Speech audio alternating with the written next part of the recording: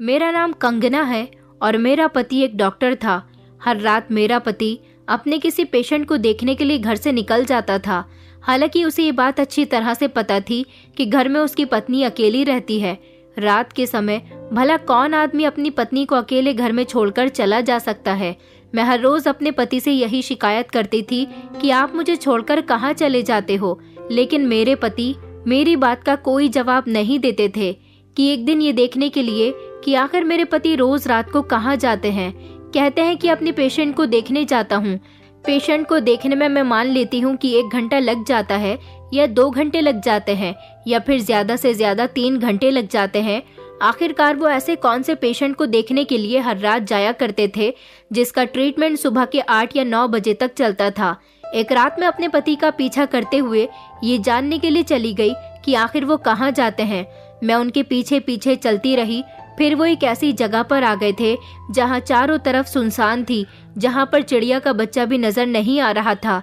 ऐसी सुनसान जगह से मुझे बेहद डर लग रहा था। उस जगह पर एक घर मौजूद था। मेरे पति ने दरवाजा खोला और वो घर के अंदर चले गए। ये देखकर मैं हैरान रह गई थी कि इतनी सुनसान जगह में आखिर किसका घर हो सकता है। मुझे वहाँ खड़े खड़े रात से दिन निकल आया था। मुझे डर भी लग रहा था, लेकिन मुझे देखना था कि आखिर मेरे पति उस घर के अंदर क्या करने के लिए गए हैं और वहाँ पर कौन है। जैसे ही मेरे पति बाहर निकले और वहाँ से चले गए तो मैं फौरन ही उस घर के अंदर दाखिल हुई। लेकिन जैसे ही मैंने घर का दरवाजा खोला तो मेरी आंखें फटी की फटी रह गई, क्योंकि वहाँ पर मैंने जल्दी से पड़ोस के घर से एक लड़की को बुलाया और उससे कहा कि बेटा जल्दी से मुझे नाश्ते का सामान ला दो, मेहमान आते ही होंगे। आज हमारे घर मेहमान आ रहे थे मेरी बेटी को देखने के लिए। मैंने पूरे घर को अच्छे से सजाया था और मेहमानों के लिए खाने पीने का अच्छे से इंतजाम किया था। नाश्ते का थोड़ा सामान तो मैं पहले ही ला चुकी थी, लेकिन थोड़ा सा सामान और बाकी रह गया था। वो मैंने पड़ोस के ही किराना स्टोर से मंगा लिया था। मैं खुद भी अच्छे से कपड़े पहनकर तैयार हो गई थी और मैंने अपनी बेटी को भी ठीक से तैयार कर दिया था ताकि मेहमानों को मेरी बेटी पसंद आ जाए। मेरी बेटी का नाम ईशा है और उसकी उम्र 25 साल थी। मैं चाहती थी कि अपनी बेटी की शादी जल्द से जल्द कर दूं। मैं उसकी शादी कम ही उम्र में करना चाहती थी, लेकिन उसे पढ़ने का बहुत शौक था, बस इसीलिए उसकी शादी नहीं कर सकी। मगर अब उसकी पढ़ाई पूरी हो चुकी थी, उसकी उम्र भी शादी लायक हो गई थी। इससे पहले भी उसके लिए कई बार रिश्ते आ चुके थे, क्योंकि मेरी बेटी बहुत सुंदर थी। उसे लोग देखकर आसानी से पसंद कर लिया करते थे। उसमें कोई कमी नहीं थी। कमी थी तो सिर्फ इस बात की थी कि उसके पिता नहीं चाहते थे कि उसकी शादी हो। हर माता पिता बच्चों के जवान होने के बाद यही ख्वाहिश करते हैं कि जल्द से जल्द उनके बच्चों की शादी हो जाए, वो अपनी शादीशुदा जिंदगी में बिजी हो जाए। और जहाँ तक बेटियों की बात आती है तो माता पिता को उनके जवान होते ही फिक्र होने लगती है कि जल्द से जल्द हमारी बेटी शादी करके अपने घर की हो जाए। लेकिन मेरे पति न जाने किस तरह की सोच रखते थे। कहने को तो वो डॉक्टर थे, काफी पढ़े लिखे थे, लेकिन फिर भी उनकी सोच बहुत ही नीची थी। जब भी हमारे घर लड़के वाले मेरी बेटी का रिश्ता लेकर आते थे तो मेरे पति उन्हें इनकार कर दिया करते थे। आज भी जब हमारे घर मेहमान आ रहे थे तो मुझे डर लग रहा था कि कहीं इन मेहमानों को देखकर भी मेरे पति रिश्ते से इनकार न कर दे, क्योंकि मेरे पति मेहमानों के मुंह पर ही कह दिया करते थे कि आप लोग यहाँ से जा सकते हैं, मैं अपनी बेटी की शादी अभी नहीं करना चाहता। मुझे डर लग रहा था कि कहीं आज भी वो ऐसा ही ना कर दे। मेरी बेटी भी अपने पिता की इस हरकत से उदास रहती थी।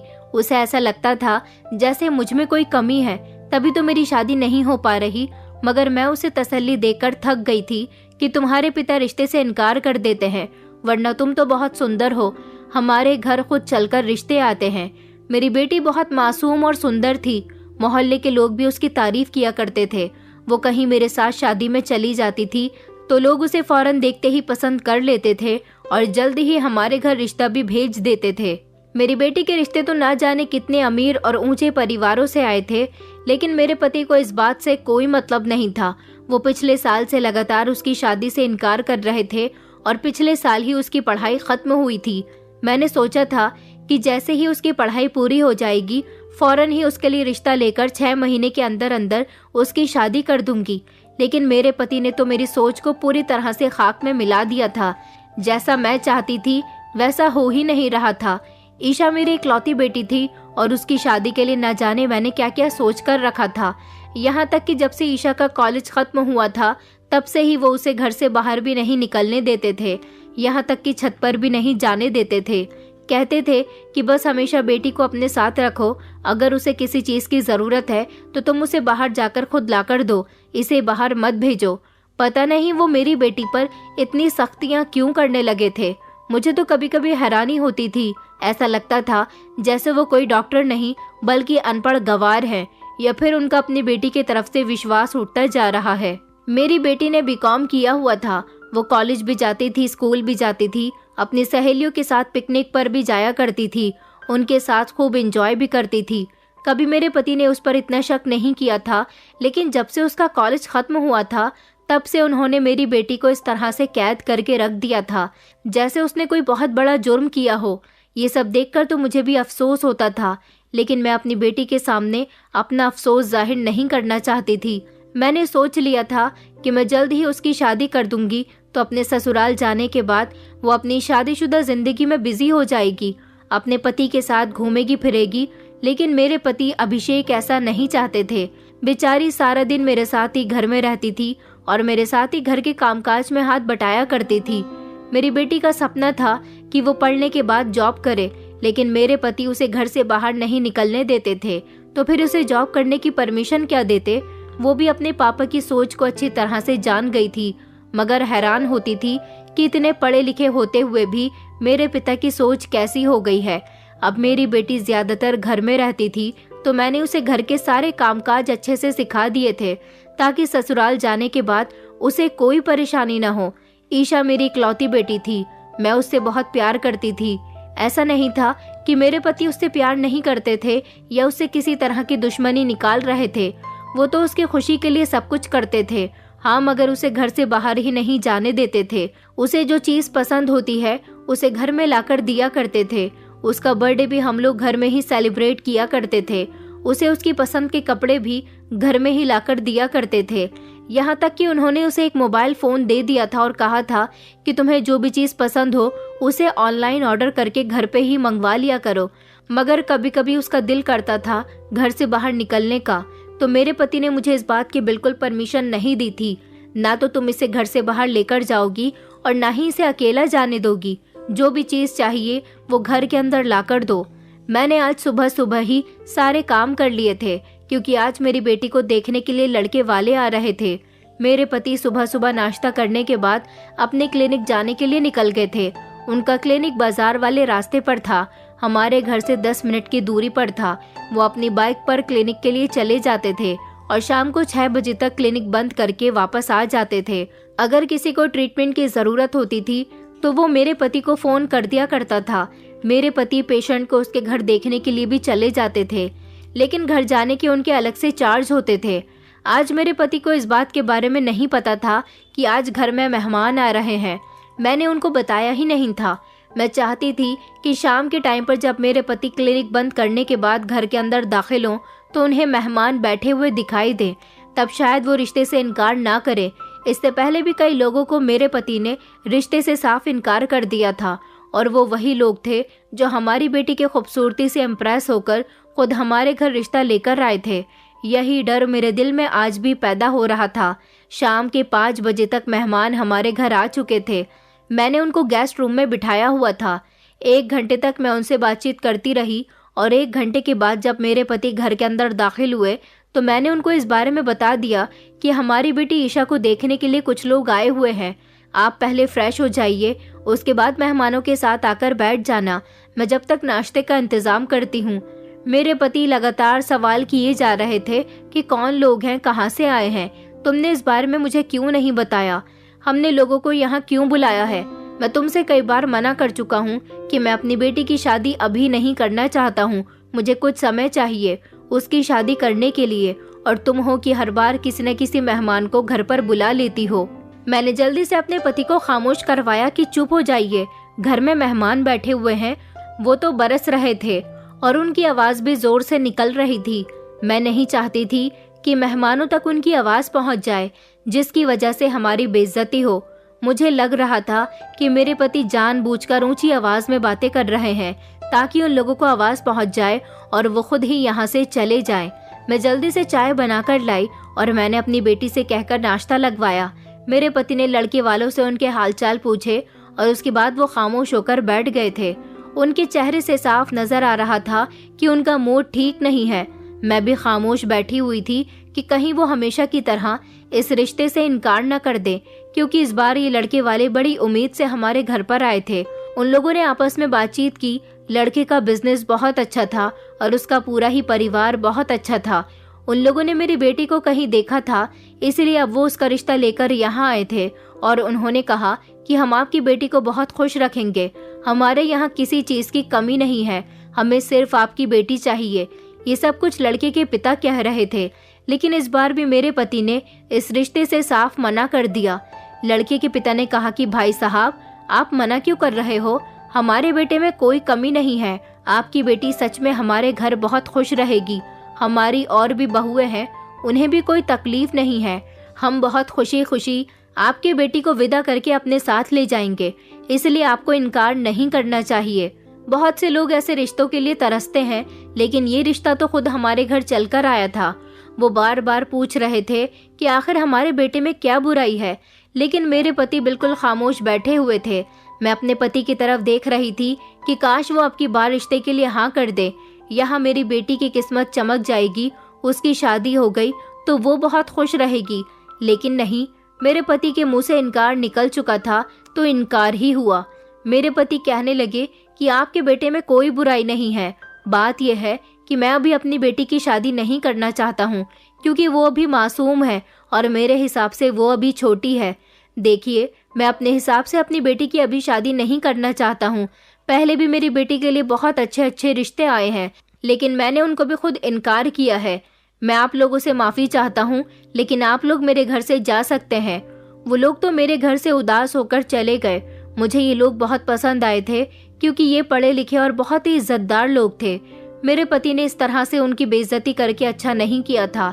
मैं दिल से चाहती थी कि मेरी बेटी की शादी इस परिवार में हो जाती। उनके जाने के बाद मैं अपने पति से लड़ने लगी कि जल्द से जल्द ईशा की शादी कर दीजिए। उसके साथ की सारी लड़कियों की शादी हो चुकी है और हमारी बेटी अभी तक घर बैठी हुई है। आपने तो उससे उसकी आज़ादी तक छीन ली है और उसकी शादी भी नहीं करना चाहते। आखिर ये कहाँ का इंसाफ है? आप पढ़े लिखे हो, एक डॉक्टर हो, फिर भी इस तरह की बातें कर रहे हो। अभी हमारी बेटी की शादी की उम्र है, उसके लिए अच्छे रिश्ते आ रहे हैं, लेकिन जब बेटियों की उम्र निकल जाती है तो उनके लिए रिश्ते भी नहीं आते। हम तो बहुत भाग्यशाली हैं कि हमारी बेटी के लिए इतने अच्छे अच्छे रिश्ते आते हैं, मगर आप उन सारे ही रिश्ते को रिजेक्ट कर देते हो। आपने तो आज भी रिश्ते से इनकार करके मुझे मायूस कर दिया। आप कैसे पिता हो? मैंने हर पिता को देखा है जो जल्द से जल्द अपनी बेटियों की शादी करना चाहते हैं, मगर आप तो चाहते ही नहीं कि हमारी बेटी की शादी हो जाए। मेरी बातों पर मेरे पति को बहुत गुस्सा आया। वो जोर से चिल्लाकर कहने लगे कि बस, मैंने कह दिया ना कि अभी इसकी शादी नहीं होगी, तो मुझसे ज्यादा बहस मत करो। ये कहकर वो कमरे का दरवाजा धड़ाम से बजाते हुए अपने कमरे में चले गए थे। अपने पति के घर से जाने के बाद मैं तो अपना सर पकड़कर बैठ गई थी और गहरी सोच में चली गई। यही सोचने लगी कि पता नहीं मेरे पति हर रिश्ते में क्यों कमी निकाल देते हैं। आखिर उन्हें अपनी बेटी की शादी ऐसी भी कौन से लड़के से करनी है? इस वजह से हमेशा मेरी बेटी भी उदास रहती थी। मुझे उसकी बहुत फिक्र थी। मैं यही चाहती थी कि जल्द से जल्द मैं उसकी जिम्मेदारी से फ्री हो जाऊं और उसे उसके घर का कर दूं। कुछ दिन और इसी तरह से गुजर गए थे, लेकिन फिर से एक और रिश्ता मेरी बेटी के लिए आया। लड़के वाले बहुत अमीर थे और दहेज लेने के बजाय हमारी बेटी के लिए घर में उसकी जरूरत का हर सामान खुद मौजूद करवाना चाहते थे।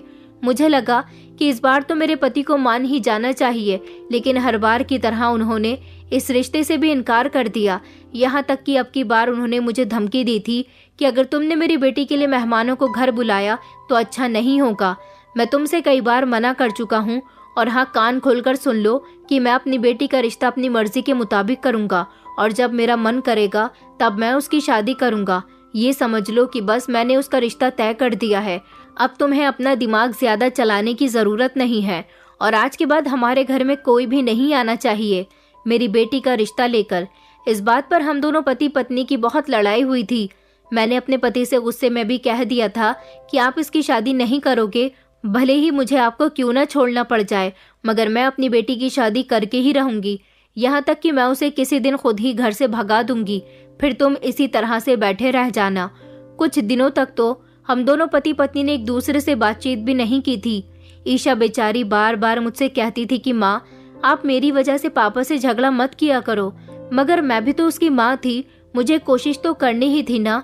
जिंदगी इसी तरह से गुजरती जा रही थी। फिर एक दिन हमारी जिंदगी में कोई तीसरा इंसान आ गया जिसने सब कुछ पलटकर रख दिया था। उस दिन मैं अपने कमरे में मौजूद थी और अपने कमरे की सफाई कर रही थी जब अचानक घर के दरवाजे पर दस्तक हुई। मैं उठी, मैंने जल्दी से अपना दुपट्टा ठीक किया और मैं दरवाजा खोलने के लिए चली गई। मैंने दरवाजा खोला तो सामने एक फटे पुराने कपड़ों में भिखारी खड़ा हुआ था। उसने मुझसे कहा कि भूख लग रही है, खाना चाहिए। वो मांगने के लिए बहुत शोर मचा रहा था। मैंने उससे कहा कि जाओ, अभी खाना नहीं बना है, कहीं और जाकर खाना मांग लो। ये कहकर मैं दरवाजा बंद करके कमरे में आकर लेट गई थी, क्योंकि मेरी साफ सफाई हो चुकी थी और मैं फ्री हो गई थी। उसके बाद वो काफी देर तक दरवाजा बजाता रहा, लेकिन मैंने दरवाजा नहीं खोला। मैं अपने कमरे में जाकर आराम करने लगी थी, लेकिन न जाने उसे क्या प्रॉब्लम थी, वो बार बार दरवाजा बजाए जा रहा था। मैंने फिर भी नहीं खोला कि अभी खाना नहीं बनाया है। मैं वैसे भी देर से ही खाना बनाया करती थी और घर में भी कुछ खाने का नहीं पड़ा हुआ था। मैंने सोचा कि दरवाजा बजा बजाकर थक जाएगा और खुद ही चला जाएगा। मेरी बेटी को भी काफी देर से दरवाजा बजने की आवाज आ रही थी। मैंने नहीं खोला तो तंग आकर उसने ही दरवाजा खोल दिया। वो काफी देर तक दरवाजे पर खड़ी रही। मुझे अपने कमरे के दरवाजे से ही बाहर का दरवाजा दिखाई दे रहा था। मैंने झांक कर देखा तो वो दरवाजे पर खड़ी हुई थी और किसी से बातें कर रही थी। मैं उठी और देखना चाहती थी कि वो किससे बातें कर रही है। मेरे पति बहुत सख्त बिहेवियर के थे। बेटी को तो वो छत तक पर नहीं जाने देते थे, लेकिन अब वो दरवाजे पर खड़ी हुई थी। मुझे डर लग रहा था कि अगर वो इस समय घर आ गए और उन्होंने उसको दरवाजे पर खड़े हुए देख लिया तो वो बहुत ही गुस्सा करेंगे। मैंने ईशा को आवाज लगाई कि बेटा जल्दी से अंदर आ जाओ, वहाँ पर क्या कर रही हो। वो थोड़ी देर के बाद अंदर आ गई और उसने मुझे बताया कि वो भिखारी से बात कर रही थी। मैंने कहा, तुम्हें उससे बात करने की कोई जरूरत नहीं है, आइंदा उससे बात मत करना। ईशा कहने लगी कि माँ, मैं उससे बातें नहीं कर रही थी, उसको पैसे दे रही थी। मेरे पास कुछ पैसे पड़े हुए थे, सोचा घर में खाना नहीं है तो इतने पैसे ही दे देती हूँ। और फिर क्या था कि वो भिखारी हर रोज हमारे दरवाजे पर आ जाता और मेरी बेटी दरवाजे पर चली जाती थी। वो कुछ मांगने नहीं आता था, बस दरवाजे के बाहर खड़ा हो जाता था। मेरी बेटी उसे कुछ न कुछ दे ही दिया करती थी, कभी खाना, कभी पैसे, कभी कोई फ्रूट्स वगैरह या फिर कभी आटा चावल, और फिर बातें भी करने लग जाती थी। मैं ईशा से बहुत मना करती थी, लेकिन वो मेरी सुनती ही नहीं थी। मैं ईशा से कहती थी कि तुम्हारे पापा को अगर पता चल गया कि तुम दरवाजे पर खड़ी होती हो तो तुम जानती हो ना कि क्या होगा।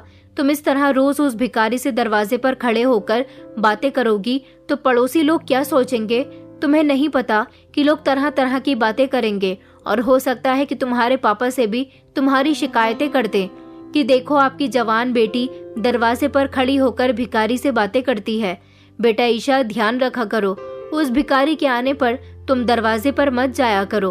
वो दरवाजा बजाता है तो बजाता रहे। तुम्हारे पापा ने अगर कभी देख लिया तो तुम उनके गुस्से को अच्छी तरह से जानती हो, वो तुम्हारी और मेरी क्लास लगा देंगे। ईशा को मेरी बात समझनी चाहिए थी, लेकिन वो तो गुस्सा करके अपने कमरे में चली गई। मैं उसे बहुत समझाया करती थी, लेकिन मेरी बात नहीं मान रही थी और हर रोज उस भिखारी से बातें करने लग जाती थी। मैं पूछती तो कहती कि माँ, वो बहुत गरीब है, उसे किसी न किसी सामान की जरूरत होती है, अगर हम उसकी मदद कर देते हैं तो कोई बात नहीं। मैं बहुत परेशान रहती थी। एक तो मेरी बेटी की शादी नहीं हो रही थी और अगर कोई अच्छा रिश्ता आता तो उसके पापा इनकार कर देते थे, और अब ईशा रोज इस भिखारी से बातें कर रही थी। मोहल्ले वाले क्या कहेंगे? वैसे भी लोगों को तो बातें करने का बस मौका चाहिए। पिता तो क्लिनिक चले जाते हैं, लेकिन माँ तो घर में ही होती है। लोग यही कहेंगे कि क्या माँ अपनी बेटी से मना नहीं कर सकती थी। मैं बहुत परेशान थी कि कोई मेरे पति से मेरी बेटी की शिकायत ना कर दे, और फिर वही हुआ जिसका मुझे डर था। मोहल्ले की एक औरत हमारे घर आई थी और उन्होंने कहा था कि मैं काफी दिनों से देख रही हूँ आपकी बेटी एक भिखारी के साथ हमेशा बातें करती रहती है। मैं तो पहले ही घबरा रही थी कि मेरी बेटी के बारे में कोई बात ना कर दे, और फिर उन्होंने ऐसा ही किया। वो यही बात करने के लिए तो यहाँ पर आई थी। मैंने ईशा को उसके कमरे में जाने को कहा। वो नहीं गई और कहने लगी कि मुझे लगता है कि तुम्हारी बेटी तुम्हारे हाथों से निकलती जा रही है। मैं तो कहती हूँ कि जल्द से जल्द इसकी शादी कर दो। मेरी बेटी को गुस्सा आ रहा था और वो खामोश होकर उसकी सारी बातें सुन रही थी। मैंने अपनी बेटी को शांत रहने का इशारा दिया था। मैं उनकी बातों पर घबरा गई। मैंने कहा कि नहीं, वो उस भिखारी से बात नहीं करती, बस उसे कुछ न कुछ देने के लिए चली जाती है। फिर वो कहने लगी कि तुम कब कर रही हो अपनी बेटी की शादी? अरे 25 साल से ज्यादा की हो चुकी है, और कब करोगी? मैंने सुना है कि पिछले हफ्ते भी तुम्हारी बेटी के लिए एक बहुत अच्छा रिश्ता आया था और तुमने उसे भी मना कर दिया। मैंने बात को गोल मटोल किया और कहा कि नहीं बहन, ऐसी कोई बात नहीं है, बस लोग कुछ ठीक नहीं थे। मैंने उसे नहीं बताया कि मेरे पति ही रिश्ते से मना करते हैं। फिलहाल तो जैसे तैसे मैंने उस औरत को समझा बुझाकर अपने घर से भेज दिया था। शाम के टाइम मेरे पति क्लिनिक से घर वापस आए तो घर आते ही सबसे पहले ईशा के बारे में पूछने लगे। ईशा कहाँ है? लगता है वो आजकल अपनी जिंदगी में कुछ ज्यादा ही बिजी है। मेरे पति ये बात बड़े ही अजीब अंदाज से कह रहे थे। मैंने घबराते हुए कहा कि नहीं, ऐसी कोई बात नहीं है। मुझे लग रहा था कि कहीं किसी ने मेरी बेटी की शिकायत उसके पिता से तो नहीं कर दी कि ईशा रोज दरवाजे पर खड़ी होकर एक भिखारी से बातें करती है। मैंने अपने पति को बता दिया कि उसकी तबीयत ठीक नहीं है, इसलिए वो सो रही है। आजकल कुछ उदास रहती है, शायद अपनी शादी के लिए फिक्रमंद है। मैंने अपने पति से 2-3 झूठी बातें कही ताकि वो मेरी बेटी के रिश्ते पर ध्यान दे और उसकी शादी करवा दे। मेरे पति ने फिर से वही बात कही थी कि जब समय आएगा तब देखा जाएगा। अब मैंने सोच लिया था कि मैं ईशा को समझाऊंगी कि वो दरवाजे पर ना जाया करे। मैं उसे रोक लूंगी। मैं किसी तरह की मुसीबत में नहीं फंसना चाहती थी। पहले ही मैं उसकी शादी के लिए काफी परेशान हो रही थी और अब ये भिखारी हर रोज हमें परेशान करने के लिए आ जाता था। इससे पहले कि मेरे पति को सब कुछ पता चल जाता, मुझे कुछ न कुछ तो करना ही था। मैं अब उस भिखारी को अपने घर की चौखट पर बर्दाश्त नहीं कर सकती थी। मैंने अपने दिल में ठान लिया था कि मैं उस भिखारी को ऐसी डांट लगाऊंगी कि वो कभी दोबारा वापस नहीं आएगा। मैं अगले दिन किचन में काम कर रही थी जब अचानक दरवाजे पर दस्तक हुई। मैंने देखा कि आज फिर से मेरी बेटी दरवाजे पर खड़ी उस भिखारी से बातें कर रही है। मैं धीरे धीरे उन दोनों की बातें सुनने के लिए दरवाजे तक चली गई। मेरी बेटी बातें करने में इतनी बिजी थी कि उसे पता ही नहीं चला कि धीरे धीरे दबे कदमों से मैं उसके पीछे आकर खड़ी हुई हूँ। मैंने उन दोनों की बातें सुनी तो मेरे होश उड़ गए, क्योंकि वो भिखारी मेरी बेटी से अपनी मोहब्बत का इजहार कर रहा था। मैं गुस्से से लाल पीली हो गई। सबसे पहले तो मैंने अपनी बेटी का हाथ पकड़कर उसे घर के अंदर किया और खुद बाहर जाकर उस भिखारी के गाल पर एक जोरदार थप्पड़ मार दिया। मैंने कहा कि तुम्हारी हिम्मत कैसे हुई मेरी बेटी से इस तरह की बातें करने की? तुमने अपनी औकात देखी है? एक भिखारी हो और मोहब्बत की बातें मेरी बेटी से कर रहे हो। तुम्हारी औकात नहीं है मेरी बेटी को पसंद करने की। चलो जाओ यहाँ से, वरना शोर मचाकर मोहल्ले वालों को इकट्ठा कर लूंगी और बहुत ही पिटाई करवाऊंगी। मुझे उस पर बहुत ही गुस्सा आ रहा था। इससे पहले कि मैं उसे धक्के मारकर अपने मोहल्ले से निकलवाती, वो कहने लगा कि पहले मेरी बात तो सुनिए आंटी, मैं भिखारी नहीं हूँ, मैं एक बहुत ही अमीर लड़का हूँ। आप जितना चाहे मुझे मार सकती हो, मैं आपकी बेटी से प्यार करता हूँ। चाहे तो आप मेरे बारे में पता कर सकती हो। मैं पीछे के मोहल्ले में रहता हूँ। मैं आपकी बेटी की खातिर ही अपना रूप बदलकर यहाँ पर आता हूँ। काफी समय से ये मुझे कहीं दिखाई नहीं दे रही थी।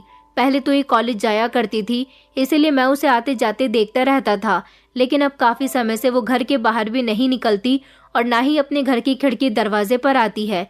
ईशा से मिलने के लिए ही मैंने अपना भिखारी वाला रूप बनाया। मैं आपसे हाथ जोड़कर रिक्वेस्ट करता हूँ कि आप ईशा की शादी मेरे साथ करवा दीजिए। मैं भिखारी नहीं हूँ, बल्कि मैं इससे मिलने के लिए, इसे देखने के लिए और इसकी मोहब्बत के लिए यहाँ तक आता हूँ। मैं आपकी बेटी को बहुत खुश रखूंगा। ये सब सुनकर तो मैं हैरान रह गई थी। मैंने उससे कहा था कि अच्छा ठीक है, तुम यहाँ दरवाजे पर खड़े होकर हमारा तमाशा मत बनाओ, अभी यहाँ से चले जाओ, मैं सोचकर तुम्हें जवाब दूंगी। मैंने घर का दरवाजा बंद कर लिया था और ईशा को उसके कमरे में भेज दिया था और खुद अपने कमरे में आ गई थी। मैं सोचने के लिए बैठ गई थी कि मैं चाहूँ तो इस लड़के के साथ ईशा की शादी कर सकती हूँ, क्योंकि मेरे पति तो उसकी शादी करवा ही नहीं रहे और इस लड़की के साथ मेरी बेटी खुश भी रहेगी। जो मेरी बेटी की खातिर भिखारी बन सकता है वो उसको खुश भी रख सकता है और फिर फाइनली मैंने एक दिन फैसला कर ही लिया था कि मैं अपनी बेटी को उस भिखारी के साथ भगा दूंगी। एक दिन दबे शब्दों में मैंने अपने पति से कहा भी था कि एक अमीर घर का रिश्ता है और वो लड़का भी हमारी बेटी को पसंद करता है। अगर आप चाहो तो एक बार वहाँ पर ट्राई कर सकते हो। मेरे पति को मेरी बात पर गुस्सा आ गया। वो कहने लगे कि मैंने तुमसे पहले ही बोल दिया है कि अभी उसकी शादी नहीं होगी तो नहीं होगी। फिर मैंने सोच लिया कि मुझे वही करना होगा जो मैं सोच रही थी। आधी रात का समय था और मैंने अपनी बेटी को घर से भगाने की पूरी प्लानिंग कर रखी थी। उस समय मेरे पति गहरी नींद में सो रहे थे। मैंने अपनी बेटी से कहा कि तुम उसके साथ भाग जाओ और उससे शादी करके खुश रहो। कुछ समय के बाद जब तुम्हारे पापा का गुस्सा उतर जाएगा तो मैं तुम्हें बुला लूंगी। हम दोनों माँ बेटी एक दूसरे के गले लगकर बहुत रोने लगे। उसे भी देर हो रही थी तो वो भी रोते हुए चली गई। मैंने अपनी बेटी को घर से भगा तो दिया था, लेकिन मैं उसके लिए सारी रात बेचैन रही और यही सोचती रही कि सुबह मैं उसके पिता को क्या जवाब दूंगी। फिक्र की वजह से मुझे सारी रात नींद नहीं आई थी। सुबह सवेरे मेरे पति जब क्लिनिक जाने के लिए उठे और तैयार होकर नाश्ता करने के लिए बैठ गए तो मैं उनको नाश्ता देते हुए बड़ी गौर से देख रही थी, क्योंकि मुझे उनसे डर लग रहा था। नाश्ता करते हुए उन्होंने कहा कि ईशा कहाँ है, वो उठी है या नहीं। उनके सवाल पर तो मैं घबरा गई। मैंने कांपते हुए शब्दों में कहा कि वो तो अभी सो रही है। तो वो कहने लगे उसे जगाओ और यहाँ लेकर आओ, मुझे उससे एक जरूरी काम है। मैंने कहा कि आप कैसी बातें कर रहे हो, उसकी तबीयत ठीक नहीं है, वो गहरी नींद में सो रही है। मेरी इस बात पर मेरे पति जोर से चिल्लाए और कहने लगे कि तुम झूठ बोल रही हो, ईशा घर से भाग गई है। तुम उसकी माँ होते हुए भी झूठ बोल रही हो, कहती हो कि वो सो रही है। मैं रोज रात को उसके कमरे में आधी रात के समय उसे देखने के लिए जाता हूँ कि वो सो रही है या नहीं।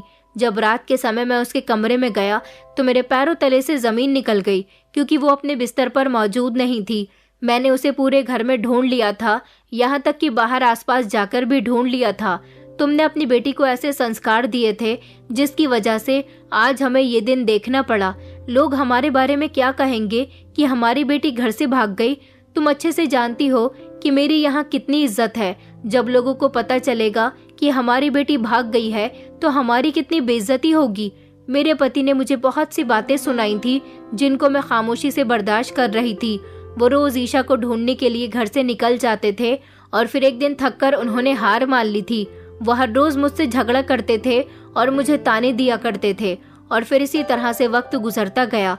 मेरी बेटी को घर से भागे हुए लगभग 4 महीने गुजर चुके थे। मैं उसके लिए हमेशा फिक्रमंद रहती थी, मुझे उसकी बहुत याद आती थी।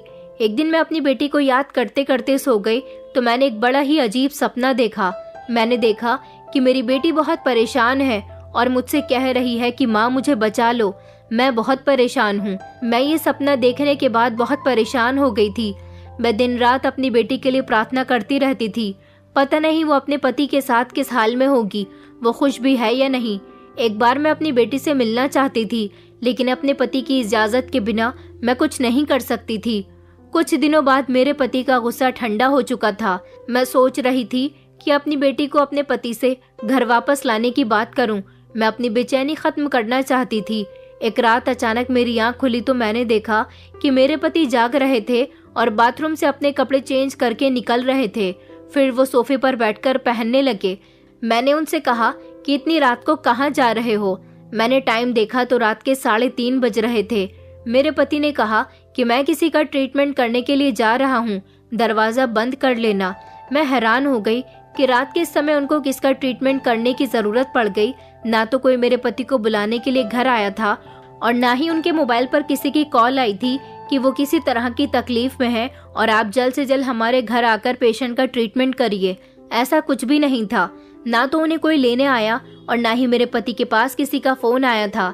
पता नहीं मेरे पति रात के समय अपने कौन से पेशेंट को देखने के लिए जा रहे थे।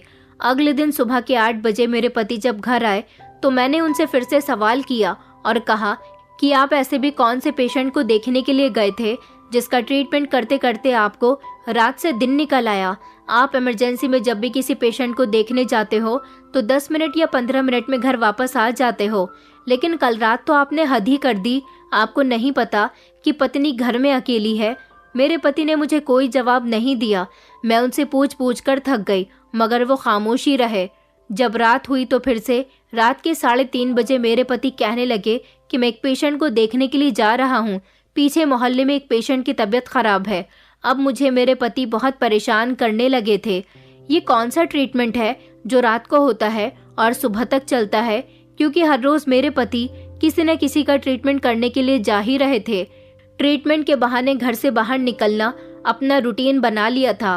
मैं पहले ही ईशा के लिए बहुत परेशान थी, अब तो पति ने भी मुझे बहुत परेशान कर रखा था। उनकी वजह से मुझे भी सारी रात जागना पड़ता था, क्योंकि मुझे अकेले में नींद ही नहीं आती थी। न जाने रोज रात को वो कहाँ जाते थे। मैं कुछ पूछती तो मुझे जवाब भी नहीं देते थे। अब मुझे अपने पति पर शक रहने लगा था। कहीं वो मुझसे झूठ बोलकर किसी औरत से तो मिलने नहीं जाते, या फिर उन्होंने कोई दूसरी शादी तो नहीं कर ली। ये सोच मेरे दिमाग में बार बार आ जाती थी। मैं अपने पति से कुछ भी पूछती तो वो मुझे कुछ भी नहीं बताते थे। बस इतना कहकर चले जाते थे कि पेशेंट को देखने के लिए जा रहा हूँ। और मैं सोचती थी कि क्या कोई पूरी रात इनसे ट्रीटमेंट करवाता रहता है। मैंने सोच लिया था कि जब मेरा पति जाने लगेगा तो आज मैं उनका पीछा करूंगी और देखूंगी कि वो कहाँ जाते हैं इतनी रात को। मेरा शक हद से ज्यादा बढ़ गया था जब एक दिन मैंने अपने पति को किसी से फोन पर बातें करते हुए सुना। वो किसी से फोन पर कह रहे थे कि हाँ, बस कुछ दिन और, फिर उसके बाद सब कुछ ठीक हो जाएगा। मैं रोज रात को वहां जाता हूँ। मैंने इतनी ही बात सुनी थी, लेकिन जैसे ही मैं कमरे में दाखिल हुई तो उन्होंने घबराकर मोबाइल नीचे कर लिया और ऐसे रिएक्ट करने लगे जैसे वो किसी से फोन पर बात कर ही नहीं रहे थे। मैंने सोच लिया था कि मैं ये राज जानकर ही रहूंगी कि आखिर वो क्या गड़बड़ कर रहे थे। इसलिए मैंने सोचा कि जैसे ही मेरे पति रात को घर से बाहर जाएंगे, उसके थोड़ी ही देर के बाद मैं भी उनका पीछा करते हुए घर से निकल जाऊंगी। रात हो चुकी थी, वो घर से बाहर चले गए थे। मैंने अपना चेहरा छुपा लिया था ताकि वो मुझे पीछा करते हुए देख भी ले तो पहचान न पाए। मेरे पति पैदल चलते जा रहे थे। दाएं बाएं मुड़कर कुछ रास्तों से गुजरकर मैं भी उनके पीछे पीछे धीरे धीरे चल रही थी। उन्होंने पीछे मुड़कर देखा तो मैं जल्दी से एक दीवार के पीछे छुप गई।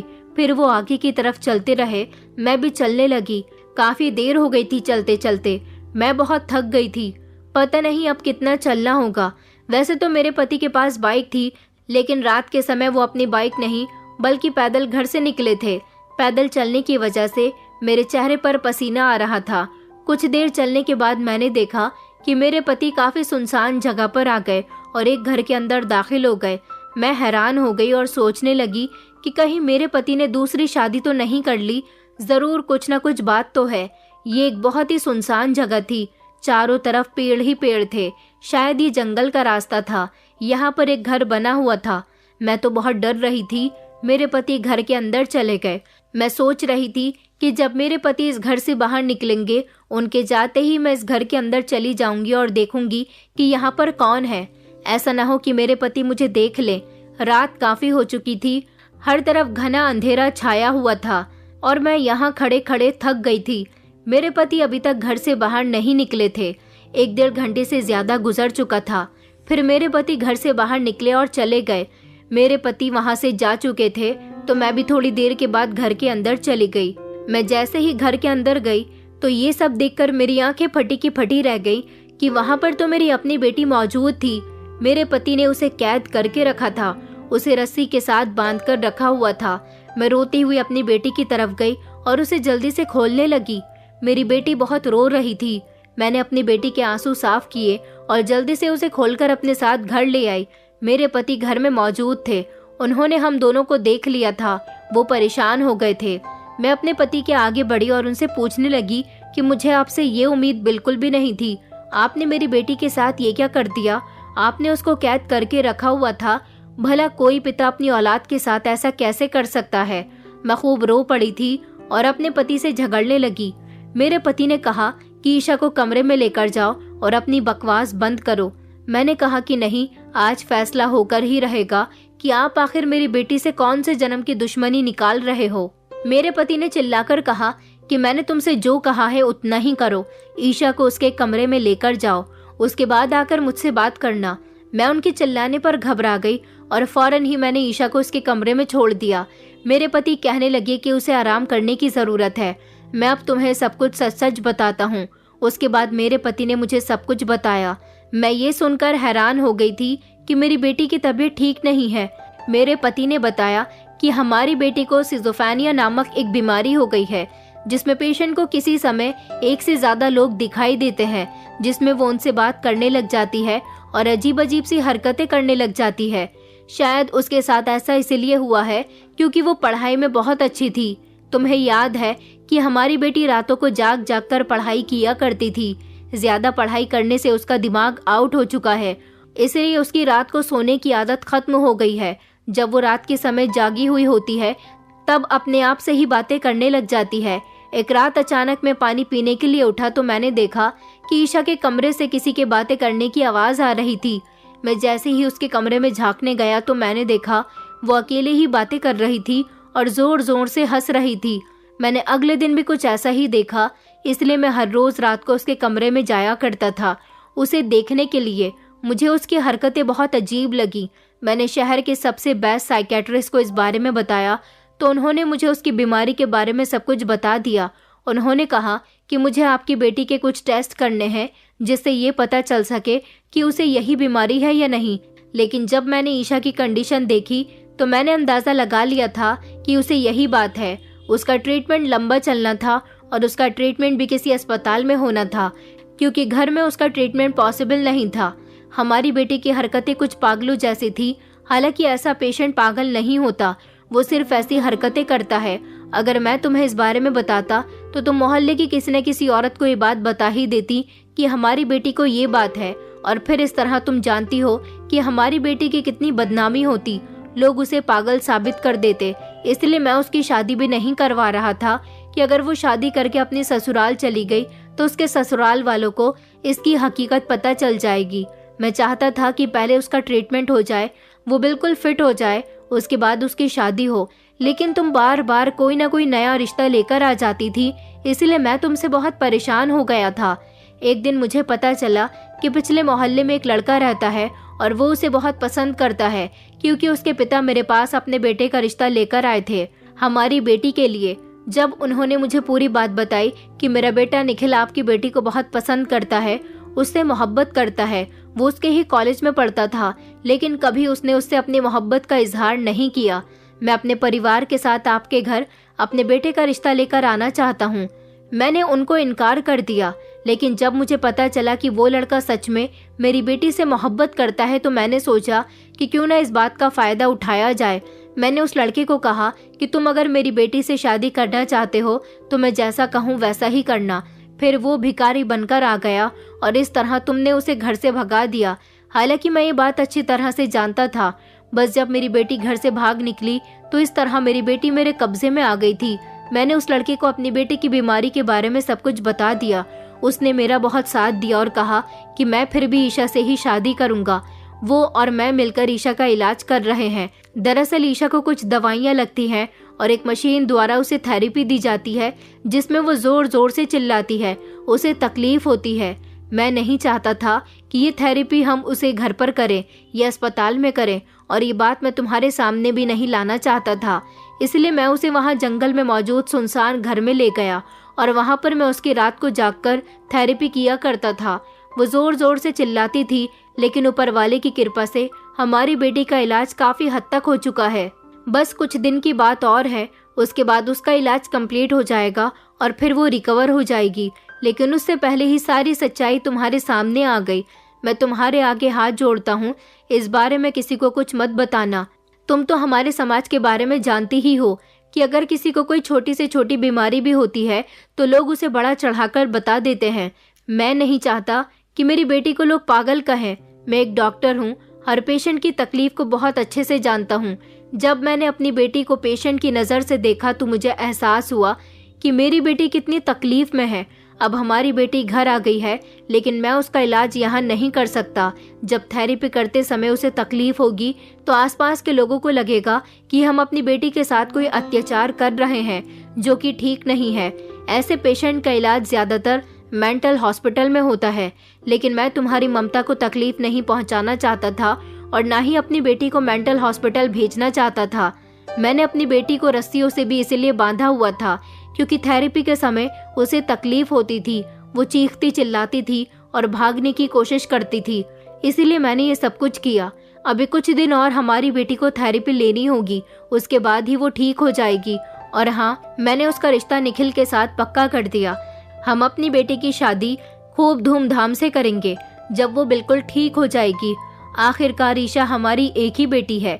ये कहकर मेरे पति खामोश हो गए थे, लेकिन मेरी आंखों से आंसू नहीं रुक रहे थे। मेरी बेटी इतनी तकलीफ में थी, मैं उसकी माँ थी, लेकिन फिर भी मैंने उसकी तकलीफ को जानने की कोशिश नहीं की। ये तो अच्छा हुआ कि उस रात मेरे पति ने सब कुछ देख लिया। शायद मैं अपनी बेटी को ऐसी हरकतें करते हुए देखती तो मैं भी यही समझती कि वो पागल हो गई है।